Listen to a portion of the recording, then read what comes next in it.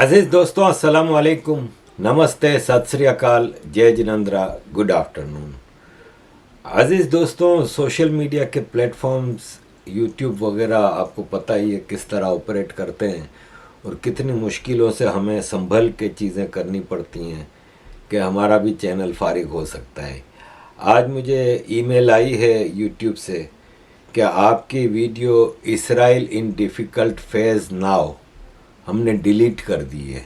हमने आपको माफ़ किया है और स्ट्राइक नहीं लगाई, लेकिन आप इस तरह की वीडियो बना के अपने चैनल को ख़तरे में डाल रहे हैं।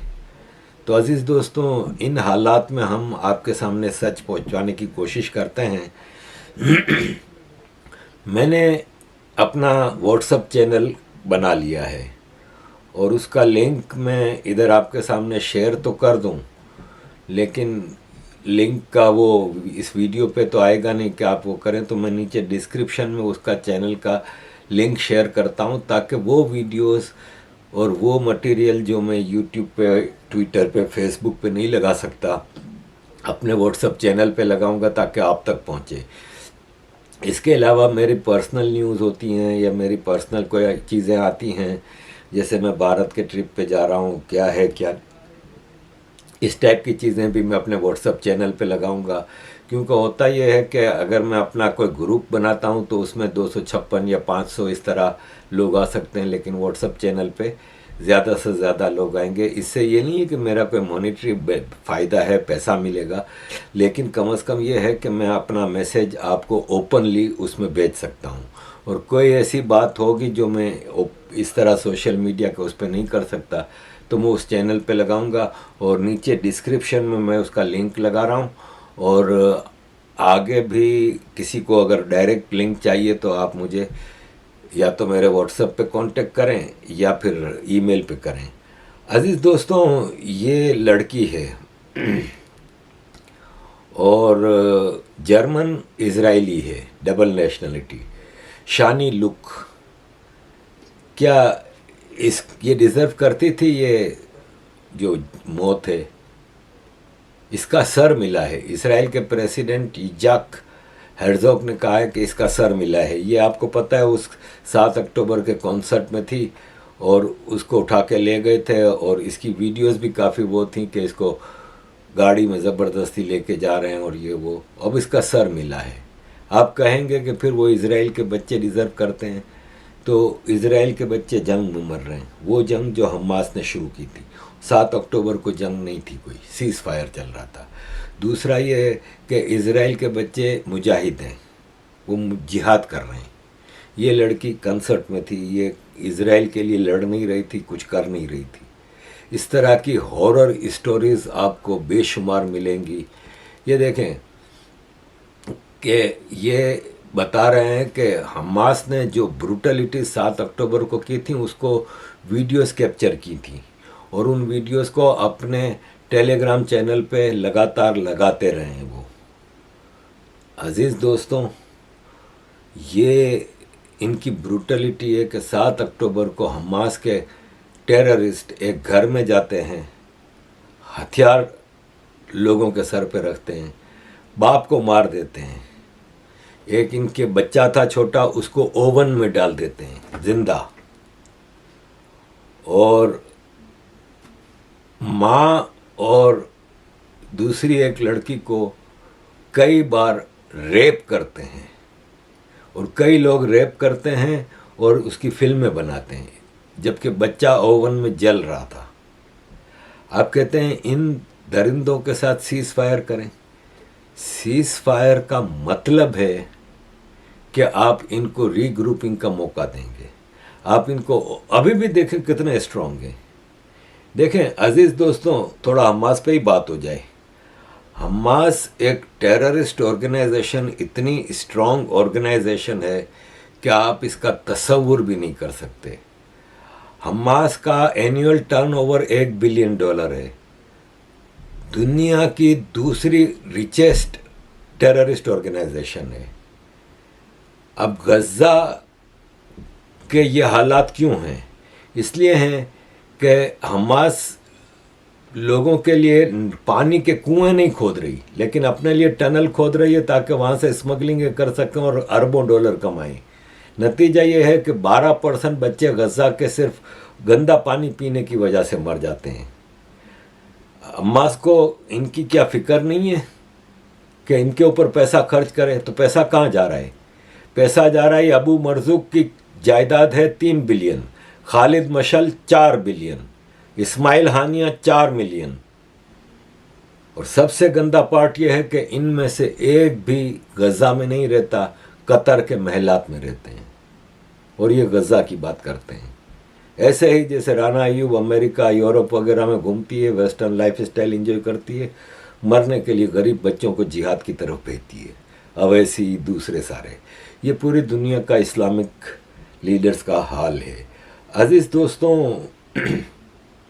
हमास के अबू मरजूक जिसका जायदाद कोई 5 बिलियन बता रहा है, कोई 4 बिलियन डॉलर बता रहा है। अबू मरजूक से पूछा कि आपने ये जो टनलें बनाई हैं इसमें हमास के सारे टेररिस्ट पनाह लेके बैठे हैं, तो आप इसमें सिविलियंस को पनाह क्यों नहीं देते? तो बोला ये सिविलियंस के लिए थोड़ी बनाई है, ये हमारे मुजाहिदीन के लिए बनाई है। तो पूछा गया कि फिर सिविलियन की रक्षा कौन करेगा? तो बोला ये हमारी जिम्मेदारी नहीं है, यूनाइटेड नेशंस की जिम्मेदारी और इजराइल की जिम्मेदारी है कि इजराइल इनको ना मारे। अजीज़ दोस्तों, ये इस्माइल हानिया ये कतर में अपने विला में बैठ के कहता है कि हमें औरतों और बच्चों के खून की ज़रूरत है, बूढ़ों के खून की ज़रूरत है, ताकि हम इनकलाब की स्पिरिट को जगाएं। ये टेररिस्ट को आप इनके डिफेंस की बात करते हैं? इन लोगों की जिन्होंने बेड़ा गर्क करके रख दिया और अपनी दौलत, अपने ख़ानदान, अपने जान को ख़तरे में डाले बगैर। अजीज़ दोस्तों, वक्त आ गया है कि इनका सफाया किया जाए।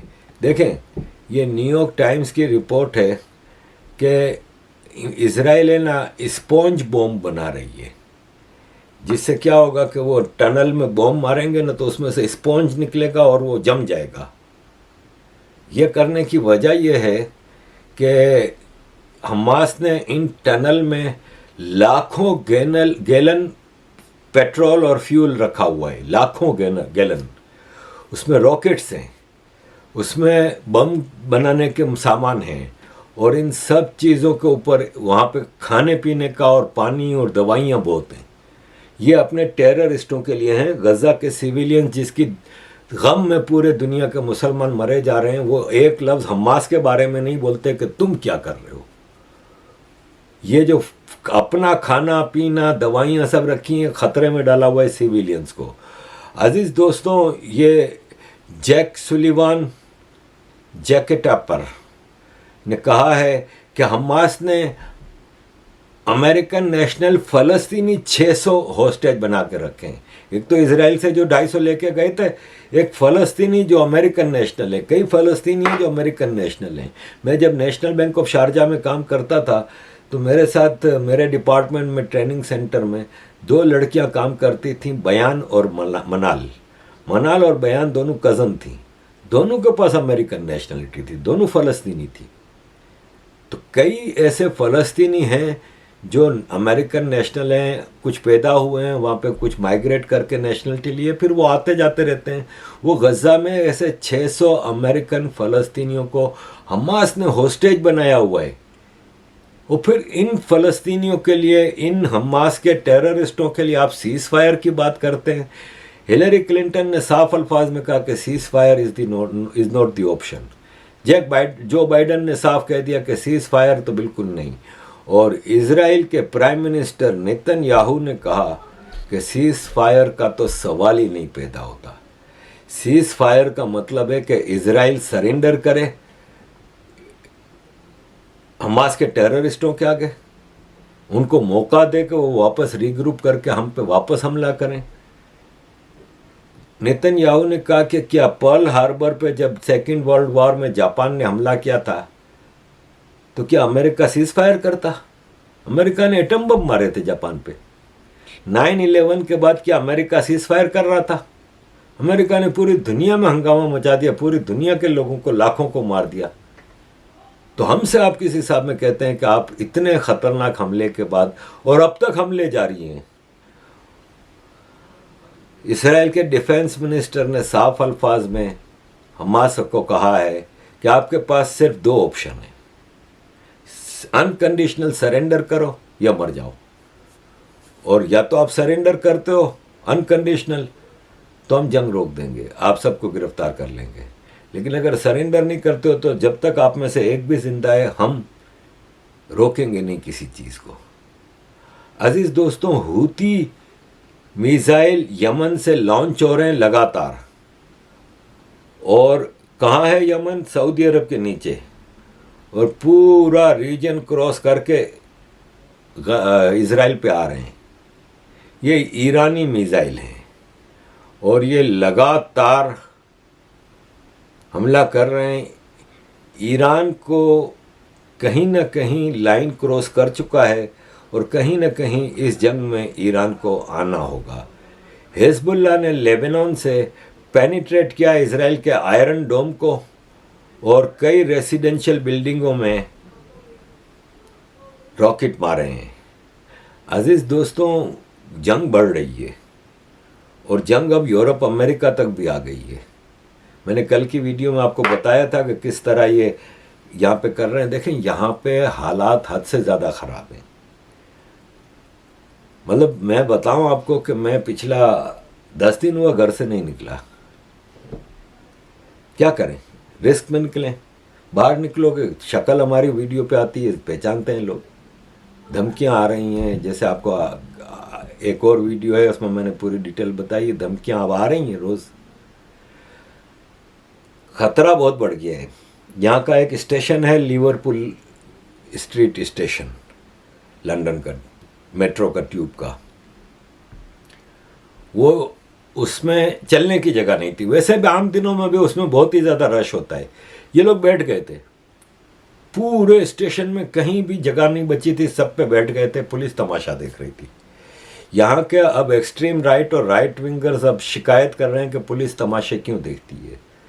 मेरे पास एक वीडियो है जो मैं अपने व्हाट्सएप चैनल पे लगाऊंगा। एक पुलिस वाला प्रोटेस्ट हो रहा है, लोग प्रोटेस्ट करते हुए जा रहे हैं। पुलिस वाला स्कूटर पर चुपचाप बैठा है, कुछ कर नहीं रहा, किसी को रोक नहीं रहा, किसी को कुछ नहीं, खाली देख रहा है खड़ा होकर। अचानक एक आदमी या दो आदमी आते हैं, एक के हाथ में पेट्रोल है, एक हाथ में माचिस है, लाइटर है। एक ने उसकी पीठ पे पेट्रोल डाला पुलिस वाले के, दूसरे ने लाइटर से आग लगा दी। लाइन क्रॉस नहीं कर रहे। जय श्री राम से डराने वाले कि जय श्री राम बोलते हैं, आज इनका ये हाल है कि अल्लाह अकबर कहने से अब पूरी दुनिया डरती है। फ्रांस के मेट्रो स्टेशन में एक औरत लोगों को डरा रही थी, अल्लाह अकबर, तुम लोग सब मरोगे, अल्लाह अकबर, और समझाने पे भी रुक नहीं रही थी। पुलिस ने इसको पकड़ा तो इसने अल्लाह अकबर, तुम लोग सब मरोगे, और इस तरह की हरकतें कर रही थी। पुलिस के समझाने पे भी नहीं रुक रही थी कि पुलिस को ये खतरा हुआ कि इसके पास कहीं कोई सुसाइड बॉम्ब ना हो और कुछ वो, तो पुलिस ने उसको फिर गोली मारी। फ्रांस की सरकार ने पुलिस और उस औरत दोनों को मामला को देख रही है, अभी इंक्वायरी चल रही है। लेकिन आज लाइन क्रॉस कर दी है। आज हर मुसलमान को ये लोग जिहादी बना के बैठे हैं। सुहेला ब्रेवरमैन हमारी होम मिनिस्टर कहती है कि ये जितने पैलेस्टाइन के प्रोटेस्ट कर रहे हैं ना, ये सब हेट स्पीच कर रहे हैं। तो ऑफ कोर्स हेट स्पीच कर रहे हैं, उनकी सब हंगामा मचा दिया। यहाँ का लेबर पार्टी, लेफ्ट विंग सब शुरू हो गए। आपको पता है जब लेबर पार्टी की यहाँ पे सरकार थी ना, तो हमास के लोग प्रोटेस्ट कर रहे थे यहाँ पे। तो लेबर पार्टी ने क्या किया पता है? लेबर पार्टी जिनकी सरकार थी उसने इंग्लैंड में हमास के झंडों को बैन कर दिया। जो झंडे लेके चल रहे थे उनको कुछ नहीं कहा। और आज ये रो रहे हैं कि सुहेला ब्रेवरमैन ने कैसे सबको टेररिस्ट बना दिया। तो भाई साहब, आप निकले हो ना भाई, मुझे आप ये बताएं, सिंपल सा मैं आपको फॉर्मूला पूछता हूं कि मैं आरिफ अजा क्या लंदन में क्यों रह रहा हूं, कराची में क्यों नहीं रह रहा? इसलिए कि कराची में there are no human rights. कोई फ्यूचर नहीं है, कोई आज़ादी नहीं है, बोलने की आज़ादी नहीं, कुछ नहीं। तो मैं इधर बैठा हूँ तो मुझे कदर करनी चाहिए कि इन लोगों ने मुझे ये आज़ादी दी है। लेकिन अब मैं प्रोटेस्ट किसके लिए करूँ यहाँ पे निकल कर, और वायोलेंट प्रोटेस्ट पाकिस्तान के लिए कि मेरे पाकिस्तान में आपने ये कर दिया, वो कर दिया। वही चीज़ है कि पैलेस्टीनियन को प्रोटेस्ट करने की आज़ादी इनके अपने अरब भाइयों के मुल्कों में नहीं है। Saudi Arab, Dubai, Qatar, Kuwait, Bahrain, Oman, even Iraq, Libya, सीबिया, कहीं जहां प्रोटेस्ट की इजाज़त मिली है उनके खिलाफ आप वो कर रहे हो। आप इस मुल्क को ऑन नहीं करते हो, आप इस मुल्क के झंडों को इनके मुल्कों में ही जला रहे हो। आप पाकिस्तान का झंडा कराची में जला दें, पूरी आबादी को ख़त्म कर देगी आर्मी। आप सऊदी अरब का झंडा सऊदी अरब में जला सकते हैं। इन लोगों ने तो अभी कुछ किया नहीं है, लाइन क्रॉस कर चुके हैं। यहाँ पे पुलिस वालों पे इतने हमले हो रहे हैं कि बयान से बाहर है। अब शोर हो रहा है कि पुलिस खामोश क्यों बैठी है। तो फिर वो वक्त आ गया है, क्या आपके इस हरकतों की वजह से यहाँ के सारे मुसलमान तकलीफ में आएंगे और फिर आप कहोगे कि जी यहाँ पे अपार्टाइड है, रेसिज्म है, हमें मजलूमों को मारा जा रहा है, विक्टिम कार्ड लेके जा रहे हैं। इस विक्टिम कार्ड की शक्ल देख लें आप, जब लाखों यहाँ पे वायोलेंटली निकलते हैं। हर जगह इन्होंने प्रोटेस्ट करके ब्लॉक की हुई है। बाहर निकलते हुए 10 बार सोचना पड़ता है कि यार निकलें तो कहाँ जाएं। पूरा लंदन जिहादिस्तान बना हुआ है। इतनी वीडियोस ट्विटर पे और फेसबुक पे और हर जगह वायरल हैं जिसमें बताया जा रहा है कि हर जगह यूके में क्या हो रहा है। अजीज दोस्तों, इजराइल मेजर ऑपरेशन कर रहा है। इजराइल को इस बार आप नहीं रोक सकते। ये जंग घटेगी नहीं, ये बढ़ेगी। और नतीजा ये है कि हमास, हिजबुल्ला, हूती, ये सब ईरान की बैकिंग पे इनको मुकाबला भी कर रहे हैं। इनके पास अभी बहुत एम्यूनेशन है, इनके मुजाहिदीन मर रहे हैं, लेकिन इनको अभी बहुत कुछ फेस करना है। 600 टारगेट पे पिछले 24 घंटे में इजराइल ने हमला किया है। और हालत ये है कि 10वें सारे मुसलमान मुल्क बाहर हैं। गजा का बॉर्डर सिर्फ एक इजिप्ट से मिलता है। गजा से लोग भाग के बॉर्डर की तरफ आते हैं कि वो इजिप्ट की तरफ घुसे। बॉर्डर का जो सिस्टम होता है ना पूरी दुनिया में, वो ये होता है कि गजा और इजिप्ट का जैसे बॉर्डर है, तो पहले चौकी आती है इजराइल की, फिर बीच में छोटा सा बफर जोन होता है, फिर इजिप्ट की आती है। तो इजराइल ने तो वो रफा चौकी बंद की हुई है, तो वहाँ से कोई रेफ्यूजी आ नहीं पा रहा कि एक पानी की बोतल भी ले ले। हमास वाले जमजम का पानी पी रहे हैं, मिनरल वाटर की बोतलें रखी हुई हैं। आम फ़लस्तीनियों के पास पीने को पानी नहीं है, और वो दुनिया के सामने फिर पेश किया जाता है। तो इजिप्ट ने क्या किया है कि टैंक, आर्मर्ड व्हीकल उधर बॉर्डर पे लगा दिए कि कहीं फ़लस्तीनी इधर ना आ जाए।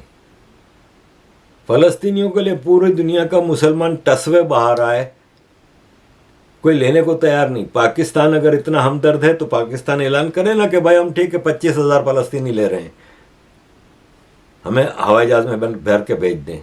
इजराइल फ़ौरन भेज देगा कि जाओ भाई। इजराइल के तो बिन्यामिन नेतन्याहू से पूछा गया कि आप गजा के सिविलियंस को बचा क्यों नहीं रहे, तो उसने कहा हम तो बार बार कह रहे हैं कि भाई नॉर्दर्न गजा से निकलो, क्योंकि नॉर्दर्न गजा में हमास के सारे अड्डे हैं और हम वहाँ पे अटैक करने वाले हैं। हम तो उनको बचाने के लिए कह रहे हैं, हमास इनको निकलने नहीं दे रही कि ये निकल जाएंगे तो हमास आसानी से शिकार हो जाएंगे, तो इसलिए हमास उनको रोके हुए। तो फ़लस्तीनी को होस्टेज, ओपन जेल कह रहे हैं ना। आज फ़लस्तीन को आज़ाद कराने की ज़रूरत है हमास से, क्योंकि ये हमास की कैद में है। 2005-2006 में इजराइल ने गजा छोड़ दिया था, तब से हमास कंट्रोल करके बैठी है। ये ओपन जेल हमास ने बनाई है, जिसमें हमास का एक कमांडर को कुछ नहीं हो रहा है इसलिए कि वो अय्याशी से रह रहा है, माल बना रहा है, स्मगलिंग हो रही है। भाई हमास के लीडर जो कतर में बैठे हैं वो बिलियंस ऑफ डॉलर के मालिक हैं, उन्होंने इंफ्रास्ट्रक्चर क्यों नहीं बनाया? सिविलियंस के लिए बंकर क्यों नहीं बनाए? पानी के कुआं खोदोगे, आपको पानी की बाहर से जरूरत ही नहीं। लेकिन ये सब हो जाएगा तो फिर वो विक्टिम कार्ड दुनिया को, देखो फलस्तीनी बच्चे बेचारे, देखो फलस्तीनी औरतें बेचारी। तो ये एक बड़ी ही गंदी वॉर चल रही है। और ये यूरो न्यूज़ देखें, मीडिया तो सारा, आपको मैंने शुरू में बताया कि यूट्यूब मुझे रोक रहा है, इस तरह मीडिया तो सारा इस वक्त वन साइडेड चल रहा है।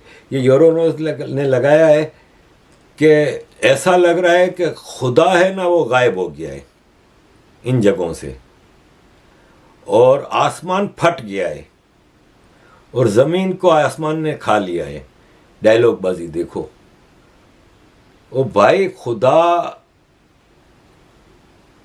गायब हो गया है बलोचिस्तान से भी, केपीके से भी, यमन से भी, इराक से भी, इन सब जगहों पर। तब इनका आपको खुदा याद नहीं आया? आज इन टेररिस्टों के लिए खुदा याद आ रहा है, जिन्होंने ओपन वार की है, जिन्होंने आम सिविलियंस के बच्चों को ओवन में भूना है।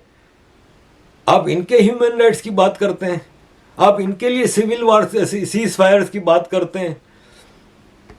अजीज दोस्तों,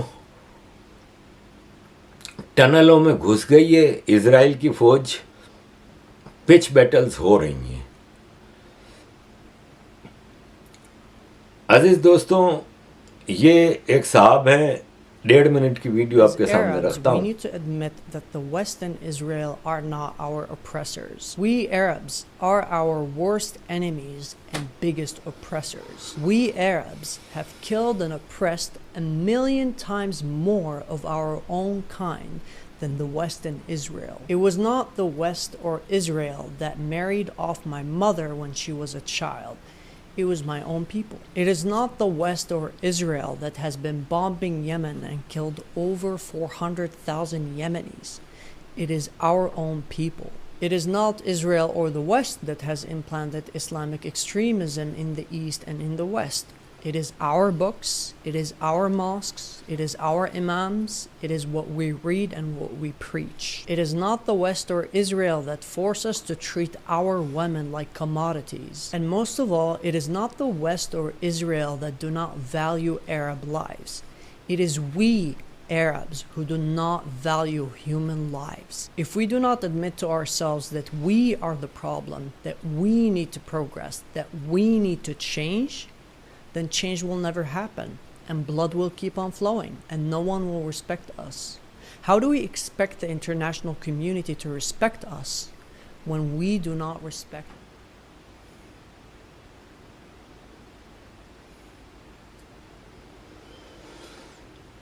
अजीज दोस्तों, कितनी कड़वी बातें इसने बताई हैं। एक हमारा खलीफा है तुर्की का, बातें देखो इनकी। लेकिन कहीं इसने ये कहा है कि यार इतने फ़लस्तीनी मर रहे हैं, 25,000 बच्चे और औरतें हमारे पास भेज दो। एक फ़लस्तीनी को लेने को तैयार नहीं, कि इनको पता है कि ये फसादी हैं। इनको पता है कि जॉर्डन ने जब इनको पनाह दी थी तो क्या किया था इन्होंने। इनको पता है कि यूरोप अमेरिका में इनके साथ अच्छा सलूक किया गया, तो ये आज पूरे यूरोप अमेरिका को टेक ओवर कर बैठे हैं। अब यहाँ पे मैं आपको बताऊं कि यूरोप अमेरिका में तो मामला बहुत ख़राब होने वाले हैं। और जूँ जूँ अब इनकी हरकतें ये लाइन क्रॉस कर रहे हैं। जिस तरह हमास ने इजराइल को प्रोवोक किया है, इस तरह यहाँ पे पाकिस्तानी, फ़लस्तीनी ये सब लाइन क्रॉस कर रहे हैं और प्रोवोक कर रहे हैं यहाँ की गवर्नमेंट्स को कि वो कोई एक्शन लें। अमेरिका की सेनेट में ब्लिंकन कमेटी में रिपोर्ट पेश कर रहे थे, उन्होंने सेनेट पे हमला कर दिया। न्यूयॉर्क में कैपिटल हिल में जाने के रास्ते पे सारे लेट गए। आप में से किसी ने अभी तक हमास को क्यों नहीं रोका? हमास के खिलाफ प्रोटेस्ट करो ना, आपको यहाँ की सरकारें भी सपोर्ट करेंगी। वो आप नहीं कर रहे हो। हमास की ब्रूटलिटीज़ को आप सीने से लगा के चल रहे हो। वो आपके लिए मेडल्स हैं, जैसे पाकिस्तान की आर्मी के पास मेडल्स होते हैं ना, अपने सिविलियंस को मारते हैं, अपने बेचारे मुसलमान पाकिस्तानी भाइयों को बहनों को मारते हैं, उसके जब मेडल्स लगते हैं, जंग तो कभी जीती नहीं। वैसे ही हमास की ब्रूटलिटीज आपके लिए सेटिस्फेक्शन है, यार हमास ने यहूदियों को मारा, तो फिर आपका भी क्या हाल होना है ये तो वक्त ही बताएगा। आपको पता है तुर्की का इजराइल के साथ अंडरग्राउंड गैस सप्लाई का कितना बड़ा नेटवर्क है? वो चल रहा है, वो चल रहा है। स्टारबक्स का बाइकआउट करेंगे, मैकडोनल्ड का बाइकआउट करेंगे। वो जो अंदर खाने जो इतना बिलियंस ऑफ डॉलर का काम चल रहा है वो नहीं रुक रहा। आज यहाँ पे लंदन में एक आदमी डब्बा जिसके अंदर चूहे थे, मैकडोनल्ड में गया, अल्लाह अकबर, खाली अल्लाह अकबर कहा, पूरा मैकडोनल्ड उछल पड़ा, डब्बा खोल के चूहे उड़ा दिए, पूरे मैकडोनल्ड में अफरा तफरी मच गई। उस मैकडोनल्ड में बैठे हुए बच्चे, औरतें, क्या वो गजा पे हमला कर रहे हैं? Is this the correct way of protest? अजीज दोस्तों, मामला बहुत ख़राब हैं। Thank you very much for all your support. Kindly keep support. Thank you.